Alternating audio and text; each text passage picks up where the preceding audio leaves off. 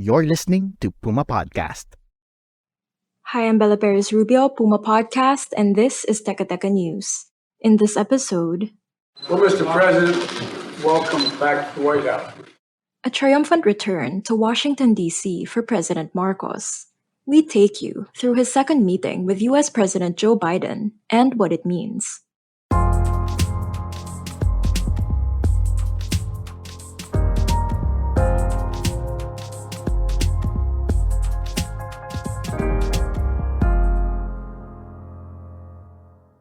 Around this time last year, during the campaign period, it was still unclear if President Marcos would be allowed to step foot on U.S. soil without getting arrested.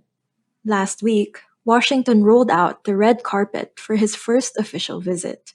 It's been a while since you've been here. Yes, sir. You're with here with President Reagan and your father, and we welcome you back. Biden was, of course, referring to Marcos Jr.'s late father, the late president and dictator, Ferdinand Marcos Sr. Yes, that's how long Biden has been in politics. He was already a three-term senator when the Marcos family was forced to flee the Philippines in 1986. Then Senator Biden was one of the lawmakers who opposed the Reagan administration's ties with Marcos Sr. But times have changed. It's been over a decade since a Philippine president visited the White House. The last president to make this trip was the late Noynoy Aquino. This was also Marcos's second trip to the U.S. He was in New York for the UN General Assembly last year. Thank you very much, Mr. President. The Philippines is possibly, arguably, the most complicated geopolitical situation in the world right now. And so it is only natural for the Philippines to look to its sole treaty partner in the world to strengthen and to redefine the relationship that we have and the roles that we play in the face of those rising tensions that we see now. Marcos also met with Vice President Kamala Harris, who was in the Philippines just last year. Her visit to Palawan last November caused quite a stir in the region. Both the US and the Philippines have said that this increased engagement isn't just about defense. Here's President Biden again. We're going to announce today that I'm sending a first-of-its-kind presidential trade and investment mission to the Philippines. The mission involves a wide range of areas: civil nuclear cooperation, critical mineral supply, financing agriculture, digital platforms, and human rights. Marcos said he secured $1.3 billion worth of investment pledges during this trip. For now, the details of these investments remain unclear. But the strong defense ties between the US and the Philippines were on full display during Marcos's visit to the Pentagon. Ladies and gentlemen, taking the reviewing stand is the reviewing official for today's ceremony, His Excellency Ferdinand Romualdez Marcos Jr. Marcos is the first world leader to be given full military honors by the Biden administration. Our commitment to the defense of the Philippines is ironclad. That's U.S. Defense Secretary Lloyd Austin repeating President Biden's words. So make no mistake, Mr. President, we will always have your back in the South China Sea or elsewhere in the region.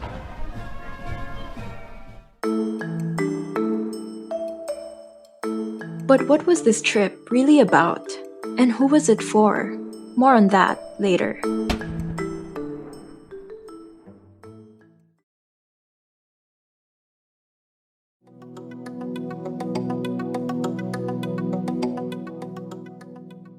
We have to address the elephant in the room. That's Gregory Poling of the Center for Strategic and International Studies, or CSIS. He hosted a discussion with Marcos on his last day in the US. And Poling's right. When it comes to the US-Philippines alliance, there's a big elephant in the room. China continues to harass Filipino mariners on a dangerous basis. Just last week, we had a near collision with the Philippine Coast Guard vessel at Control, and China has been highly critical of your moves to deepen the alliance with the U.S. How can you maintain a stable relationship with Beijing while still defending Philippine sovereignty? Well, in the same way that we maintain our relationship with the U.S., we constantly consult with our allies and our partners. We constantly keep our lines of communications open. In February, President Marcos granted the U.S. access to 4 additional military bases in the Philippines. 3 of the 4 new Enhanced Defense Cooperation Agreement sites are close to Taiwan. Another is on an island bordering the West Philippine Sea.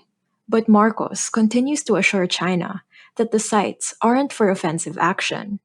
Has the U.S. asked your government to contribute Philippine military troops to combat operations should a war break out between the U.S. and China over Taiwan? Well, the short answer is no. The original concept behind this cooperation agreement that we have with the U.S., that from which these new bases were derived from, was really because of the effects of climate change and the increasing instances of disasters in the Philippines. And of course, the highlight of the U.S. visit, the decades-old Mutual Defense Treaty, was reaffirmed. The United States also remains ironclad in our commitment to the defense of the Philippines, including the South China Sea. Another crucial development was the U.S. State Department's release of the South China Sea Defense Guidelines. Key parts of the guidelines include: Mutual Defense Treaty applies to armed attacks on our armed forces, Coast Guard vessels, public vessels, or aircraft in the Pacific, including anywhere in the South China Sea. That was Defense Secretary Lloyd Austin again. The guidelines also involve close coordination on Manila's defense modernization in order to, quote, bolster our combined capabilities and capacity to resist coercion and deter aggression, end quote. Beijing was quick to respond.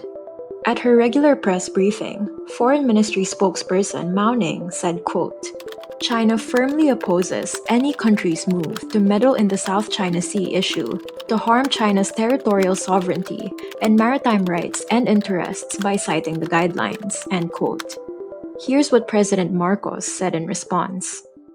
And representing the Philippines, I don't feel alluded to. How can anyone say that we are not a party in interest in all of these issues? So I think that kind of statement was directed more towards the United States than it was for the Philippines. I think the Philippines' actions are in continuing to strengthen our capabilities, to continue to find and forge partnerships with the United States. And we in the Philippines need to do this if we are going to go forward and find new opportunities for our people. At hindi naman masasabi na walang karapatan ng Pilipinas na gawin lahat yun. And that was today's episode of Teka Teka News. Again, I'm Bella Perez Rubio. This episode was edited by Pedoy Blanco. Follow Teka Teka News on your favorite podcast app or listen to us for free on YouTube. Maraming salamat po.